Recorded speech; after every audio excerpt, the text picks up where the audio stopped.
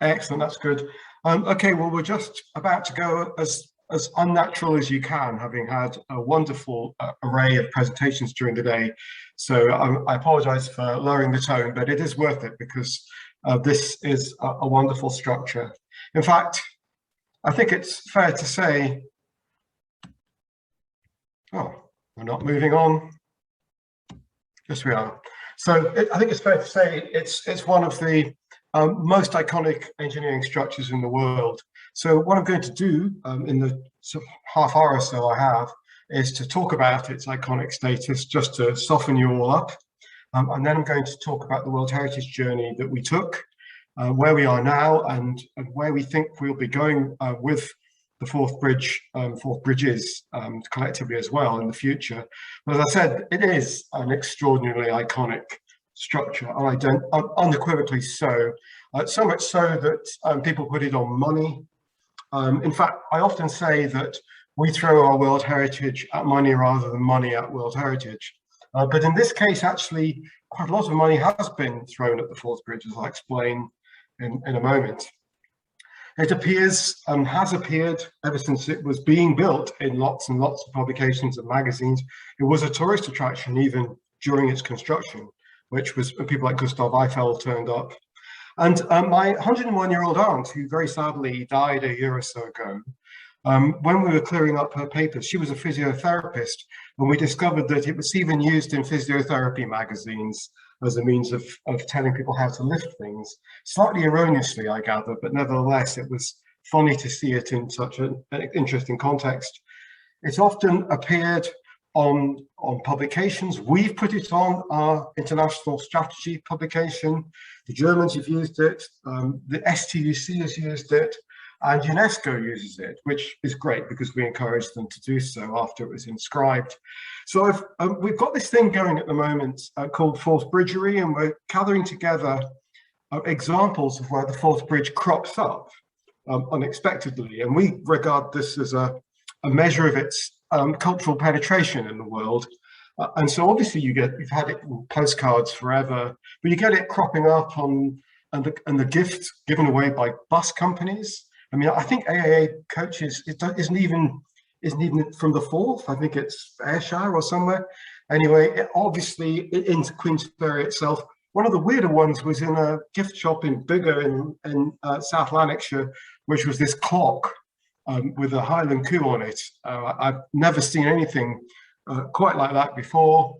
Obviously, lots of companies use it, whiskey companies. There's a crazy golf course in Arran. Chocolate in the National Museums of Scotland, the Great Tapestry of Scotland, and my favourite is body art. And I confess to possibly getting into potential trouble with our website managers because I became obsessed with bridges and body art. And I wanted to find out which the most popular tattoo was in terms of bridges. And I discovered, you probably all guess, it is in fact the Golden Gate suspension bridge in San Francisco, closely followed by the Brooklyn Bridge in New York. The Forth Bridge barely features at all if you do a Google search. I then thought, a big mistake, I then thought, well, do you think there's a difference between men's tastes in bridge tattoos and women's tastes in bridge tattoos? So I then did a gender-based search and realized that the webmaster was going to probably prosecute me, give me a disciplinary for looking up lurid pictures. So I advise you against looking up female tattoos relating to bridges on the internet. Laundry vans, why? There is a waste truck, a bin lorry with the Forth Bridge on, I don't know. Coffee. I love the Scottish Seafood Association, Seafood Week creation here with the fish and seafood. But I think my favorite for subtlety goes to the hearing aid shop in Morningside Road with a beautifully subtle logo, which is obviously the Forth Bridge in Morningside in Edinburgh. And the Forth Bridge has infused itself into mainstream culture. This was the launch of the International Edinburgh Festival a few years back with these beautiful projections along George Street and St Andrew's Square. I think I just wish I'd seen this. It disappeared before I was born, well, no, around the time I was born, I should say. This was a similar facade in Glasgow, uh, where the big contractor William Arrol was based, who actually built the bridge. So that was rather lovely. And just to give you an idea of its pull even these days, The Sun reported only last week that Joe Biden, on his way back to Edinburgh Airport, had insisted that before he flew out, he had to see the Forth Bridge, which he did. And then we were, amid great secrecy, asked to host the Secretary of the Interior, Deb Haaland, in the United States. She's in charge of National Park Service, with whom Historic Scotland has worked for many years. So I was given the task of taking her with armed guards to see the bridge exactly a week ago. It was about 4 o'clock on last Saturday. And she's a really interesting woman, just as an aside, because she's the first Native American to be elected to the highest office, appointed to the highest office in the United States. So she's a cabinet minister in Biden's administration. Wonderful person and wonderful group of people that she brought with her. And what a change from a year ago. All I can say, it's just such a relief. And obviously, Arnborough is perhaps the most famous flagrant commercial exploitation of the bridge. And needless to say, there was quite a funny cop interlude during the week when AOC discovered the wonders of Arnborough. I can't say I share my enthusiasm with her. I find it really far too sweet. Some slightly disturbing ones. So basically the BBC, whenever it's got a news story, just thinks, well, it's Scotland, what can we use? So it appeared rather frequently in relation to COVID stories, and needless to say, politically, coming back to Trump, obviously it's used quite a lot, it crops up everywhere. I did a sort of collage of every political party has used the Forth Bridge as a backdrop. Even UKIP, which I thought was quite funny. And actually Trump hasn't, but this propped up at the Looney Duke a couple of years ago, which made me laugh rather a lot. This wins the prize for really, I think, particularly naff. I just don't get it. Anyway, this was the Better Together poster from 2014, a Better Together poster, which doesn't do it for me particularly.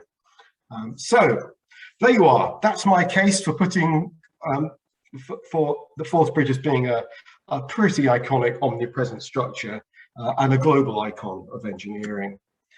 So one of the things that we had to do before we even really thought about World Heritage was to get Network Rail on side, because the owners of the bridge were not very keen on the Forth Bridge being a World Heritage site. And the reason for that is because they were worried it might affect the operational integrity. It might stop them operating the bridge as it's a major piece of national infrastructure. And they actually stopped the Great Western Railway, Brunel's Great Western Railway, from going forward as a UK site. It was on the UK tentative list.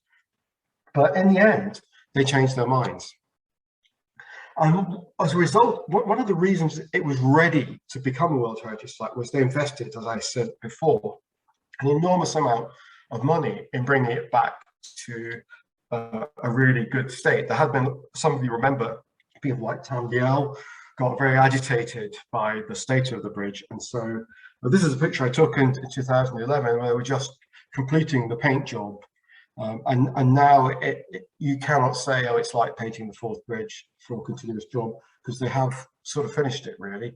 And hopefully this will last for decades, because they took all the old lead paint off and to the base steel, and then put a new paint system on, developed in the North Sea. And that should really work. The reason it had all this white encapsulation on it was because the original Craig and Rose paint had lead in it. And so the thought was that if they didn't put this encapsulation on and hoover all the bits up with large hoovers, then people eating a fish supper down in Anstruther would perhaps suffer adverse reactions from all the lead in the river. And that was a jolly good thing too.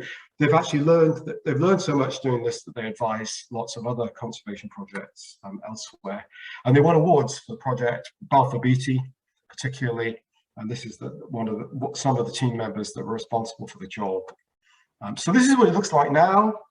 It is, to be honest, I actually think it probably has never looked as good as this. I can't believe it looked as good as this when it was finished.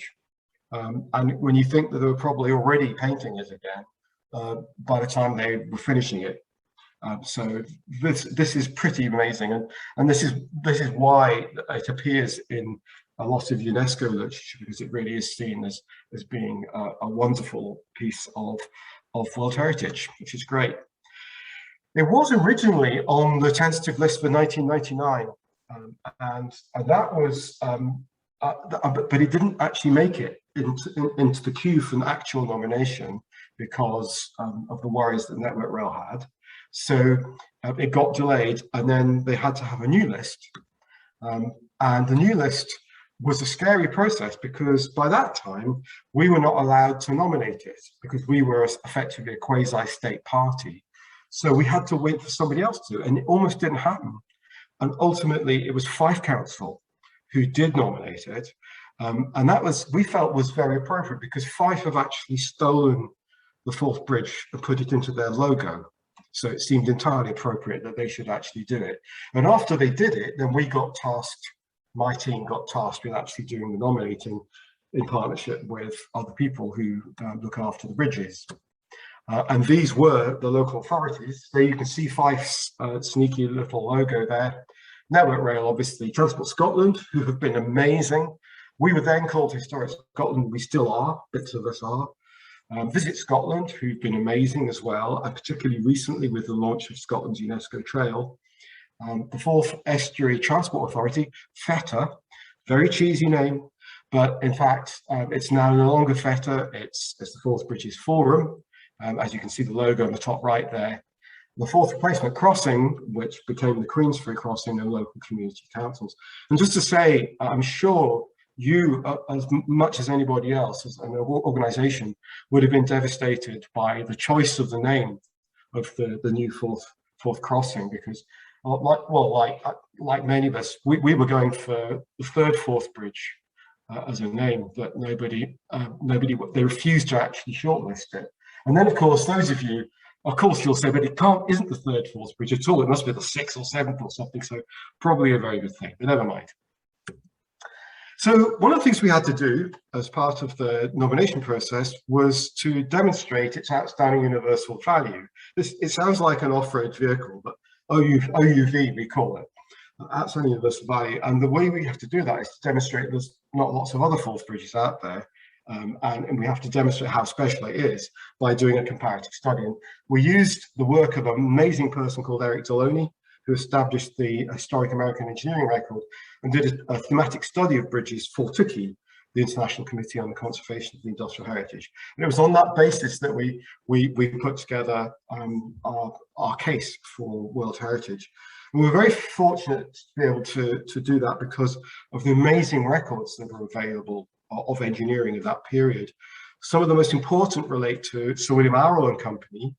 William Arrol, as you can see from the letterhead on the top left here, Arrol was actually building the Tay Bridge, rebuilding the Tay Bridge, building the Forth Bridge, and also building Tower Bridge in London, all at the same time. So it's a pretty amazing company. And although obviously the credit goes to the two designers, Baker and Fowler, the English engineers, the incredible innovation and the use of mild steel, Siemens mild steel, for the first time in any scale, was down to William Arrol. And that's why it became such an important company. Here's the man himself, and so important that they've also put him on a banknote along with a bridge and the giant cantilever cranes that his company were the principal manufacturers of, the Great Glasgow Giants. So yeah, just to make a point that when Arrol went on to build actually the Forth Road Bridge, one of the principal contractors in the consortium that did that. But if you're ever down at Tate Modern in London, for example, or if you're a Pink Floyd fan and like Battersea Power Station, then they were built by Arrol as well. So Arrol built stuff all over the world, not just the Forth Bridges. So here's the sort of bit of the comparative study that we did. And the only bridge we found that was even close was this bridge, and here's John Andrew, thank you to John for providing this image. John was asked over by the Québécois to apply some of his expertise to advise them on what to do about their bridge. Now, this single span is bigger than the Forth Bridge's spans, but the bridge itself is far smaller. It's not at all curvy, apart from the middle connecting span, bow truss, whereas the Forth Bridge is much, much more graceful and beautiful. Our Cabinet Secretary, Fiona Hislop, at the time commented that the Forth Bridge was definitely a girl because it was too curvy to be a boy. And I would argue that the Quebec Bridge is definitely a boy because it's just a bit too sort of straight and boring, really. So there you go. And there's quite a lot of stuff out there that appears to be selling itself as the Forth Bridge, but actually is the Quebec Bridge. I would cite this as a pretty good example. So it wasn't a problem, really, basically defining and declaring outstanding universal value was sufficient. So we produced a nomination document, and this is the moment when it finally arrived, just in time to go to UNESCO. And we made it as short as possible, as thin, lean and mean as we could, because we know when you have to evaluate a World Heritage nomination, you don't want it to be massive because it's a pain more you have to read. And so we learned from the Pont Cysocta Aqueduct, Thomas Telford's Welsh aqueduct on the Llangollen Canal.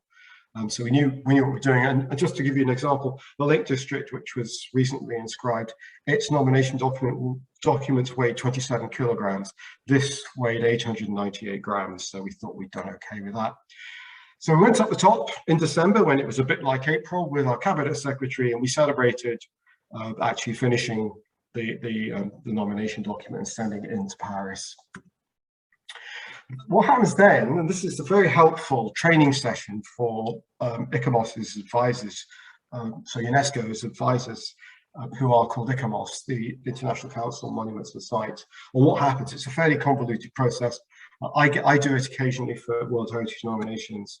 And basically one of the things that happens is people are sent to the site to check whether what you've said is true. So we had a nerve-wracking episode with Professor Michel Cotte from Lyon in France and Tara Bush from Dublin, and we took them on boat trips, took them up to the top, took them everywhere. Unfortunately, they said, yep, that's okay. We then went to the World Heritage Committee. This is the UK delegation at the World Heritage Committee, and then we had the big moment, and it was approved. Thank goodness, despite one or two issues relating to buffer zones. And then we had this moment of celebration, and we thought, this is it.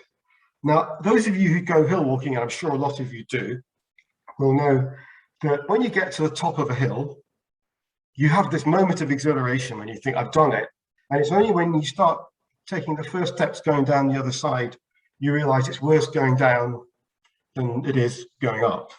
And basically, a lot of people, I'm sure, who get World Heritage status then think, oh my God, what have I done? Because it's a permanent commitment. And if you don't do it properly, then what happens to Liverpool happens to you, and you get struck off, and it's very, very upsetting. So basically, you commit yourself to promoting the site, to looking after it, and reporting regularly on what you've been up to. So that's really what we've committed ourselves to. And this is where we are now. So the bridge is well maintained, thank goodness. It has to be. It has to comply with health and safety. So Network Rail and Balfour Beatty continue to do a grand job because it's got to carry 200 trains or more than 200 trains a day. But that's its ticket to being permanently well looked after. And there are not many, there are some, particularly religious World Heritage sites, but there are not many that are doing exactly what they were built to do in the first place. So that's a very, very fortunate position to find ourselves in. So we produced a management plan, and that bound all the partners I mentioned earlier into working together through the Forth Bridges Forum to continue to look after the bridge and to promote it. And so that's what we've been doing. And that involves, for example, the buffer zone, or reserve buffer zone. Well, that involves ensuring its setting is protected. And to do that, we used the existing natural and cultural designations. So the listed building, battlefields, designed landscapes, Ramsar sites, so the natural ones were really, really important. And in fact, Deb Harland, the Secretary for the Interior, and her team were really interested in the Ramsar sites and the birds, the sort of wildlife that we've been hearing about earlier today in your wonderful program. So it's really good. But we did feel there was no need to have the burden of a buffer zone, which is impossible to defend and that has no statutory status anywhere in the UK. We didn't think that was going to be helpful and would be a induce a planning blight. So we have used the existing designations because the setting is amazing. You don't even need to see all of it from wherever you're looking. And so what we did do was we had, this is what I call up, just to annoy the UNESCO people, well, the Polish people particularly, they were a bit irritated. I called this our bufferless buffer zone because we felt it would work very well. And as I stressed before about keeping it lean and mean, one thing we did was we didn't include anything else in the World Heritage Site. The only thing that is the World Heritage Site is the Forth Bridge, because if you start to include other stuff, then it massively complicates the nomination and makes the management of the World Heritage Site really difficult. Now, it might be justified in doing it. You might want to do it for lots of reasons, but we didn't have a reason to do it, so we kept it really, really simple. And the other thing was, well, what do you do if someone decides to build another bridge next to your bridge or a third bridge? And very fortunately, right from the very beginning, Transport Scotland ensured that this was a very beautiful, aesthetically pleasing bridge.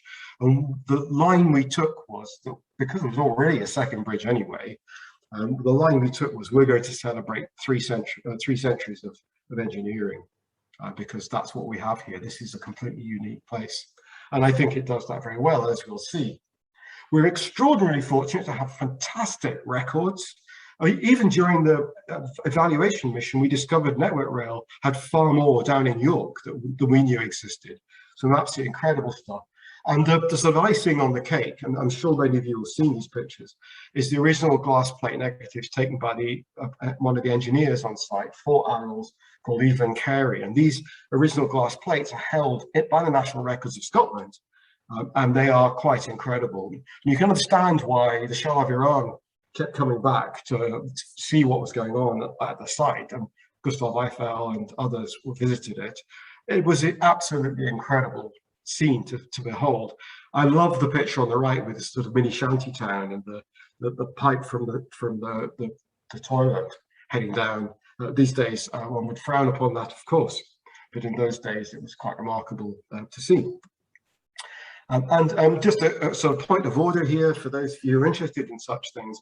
The Forth Bridge was cut, the steel was cut in drill roads not far away from the bridge in Queensferry, and then it was actually assembled beside the drill roads in bits, prefabricated, and then taken apart and taken up and put back together again. So you use nuts and bolts through the rivet holes, and it was only when you finally got it in place that you put the rivets in, once everything fitted. And on the day it was completed, the sun went in, and they would kind of had to put the last few rivets in, and the steel shrank because the sun had gone in. So they had to light fires in the trough of the steel deck to make the deck expand enough for the holes to line up so they could get the last rivets in. So there you go, riveting story. So where are we going future-wise?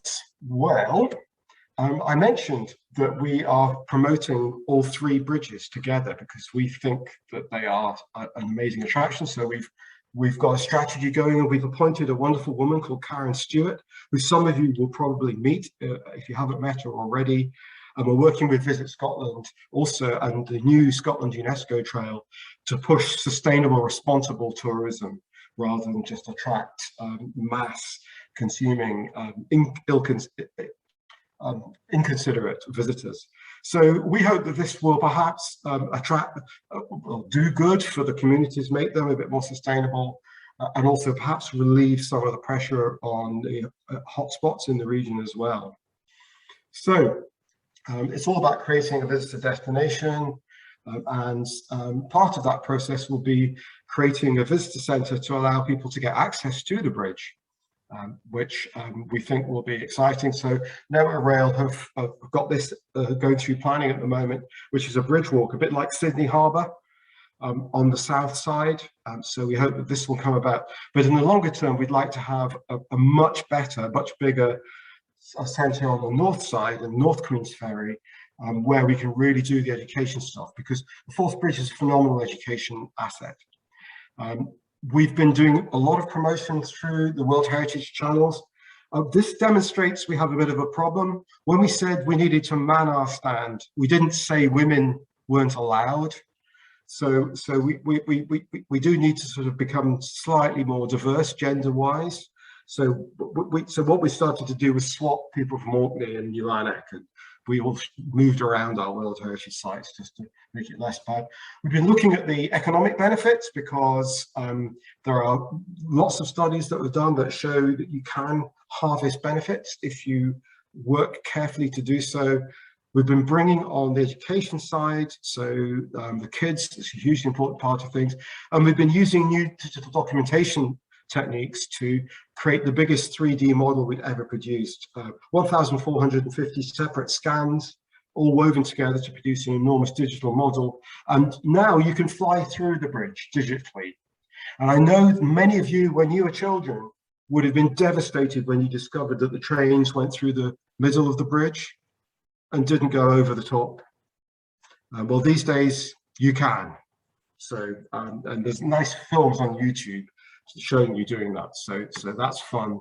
So the big thing was to create these education resources with the funding we got from Transport Scotland, and we've done that, and we launched these education packages with John Swinney, and John Swinney was the kids basically told him, had to tell him, like they had to tell me how it all worked, even though I was involved in it.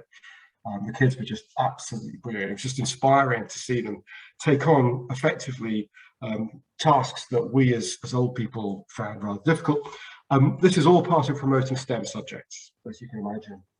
So the Forth Bridge is still very much something we're working on, and we hope to be able to welcome all of you at some point to get you onto it in some way.